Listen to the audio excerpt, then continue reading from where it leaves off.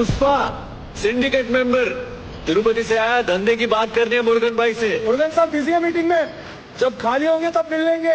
Murugan sir तुम्हें इस वक्त नहीं मिल सकते, चल फुटो यहाँ से। आजा, ऐसा क्या? पहले ऊपर जाके सैंपल दिखा।